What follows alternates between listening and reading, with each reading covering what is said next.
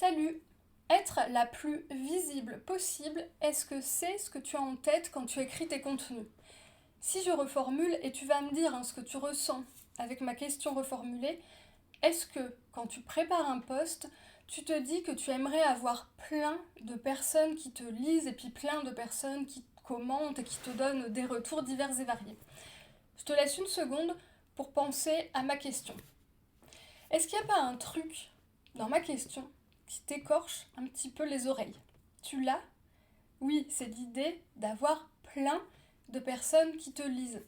Est-ce que tu vois pourquoi l'objectif d'être la plus visible ne va pas te permettre d'attirer une communauté prête à acheter tes services? Tout simplement parce que quand tu veux attirer plein de monde, tu attires plein de personnes qui ne correspondent pas du tout à tes clients de cœur. Pour rappel, ton client de cœur, c'est ce client avec qui tu adores bosser et pour qui tu obtiens des résultats incroyables. Et je te renvoie à ma vidéo de la semaine passée, si tu veux en savoir plus, si tu veux préciser 2-3 choses sur le client idéal.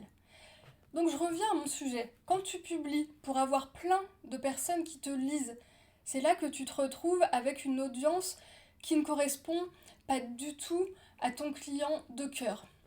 C'est là que tu as peut-être des clients, mais des clients qui achètent, mais qui sont ce que je vais appeler des clients chiants. Et il faut oser se le dire, il y a des clients chiants, ou du moins, si tu préfères le dire comme ça, des clients qui sont difficiles pour toi. Et tant qu'on n'ose pas se dire qu'on n'en veut pas, c'est aussi un autre genre de problème. Donc je reviens à mon client chiant. Un client chiant, c'est par exemple un client qui cherche toujours à gratter quelques euros. Ou un client qui demande tout le temps un petit truc en plus. Ou encore, si tu es dans l'accompagnement, notamment un client qui attend tout de toi et qui n'est pas tellement en fait impliqué dans sa propre transformation, dans son changement. Et maintenant, pourquoi, quand tu écris tes contenus en ayant pour objectif que plein de personnes te lisent, ça n'attire pas les bons clients? Tout simplement parce qu'à ce moment-là, tu ne parles pas de ce qui intéresserait spécifiquement ton client de cœur. Tu n'oses pas communiquer juste pour ton client de cœur. Tu écris des contenus un petit peu plus génériques. Tu n'abordes pas spécifiquement les thèmes qui font réagir ton client de cœur. Parfois même, tu n'exprimes pas vraiment le fond de ta pensée de peur de faire fuir des clients.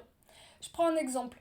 Si ton client de cœur est une maman de préado qui a plein de caractéristiques, dont celle d'être super investie dans l'éducation positive.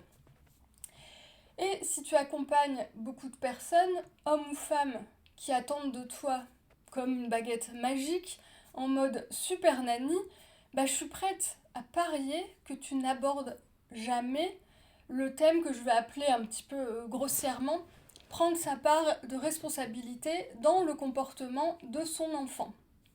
Pourtant, si tu abordais ce thème-là, ce thème spécifique à ton client de cœur, tu aurais aussi plus de retours, plus de conversations et finalement plus d'achats de la part justement de ce client de cœur et moins de gens qui sont là et qui ne correspondent pas tout à fait à ton client idéal.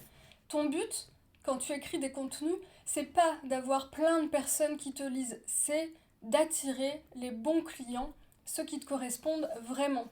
Et pour ça, tu dois penser à écrire pour eux de façon ultra spécifique.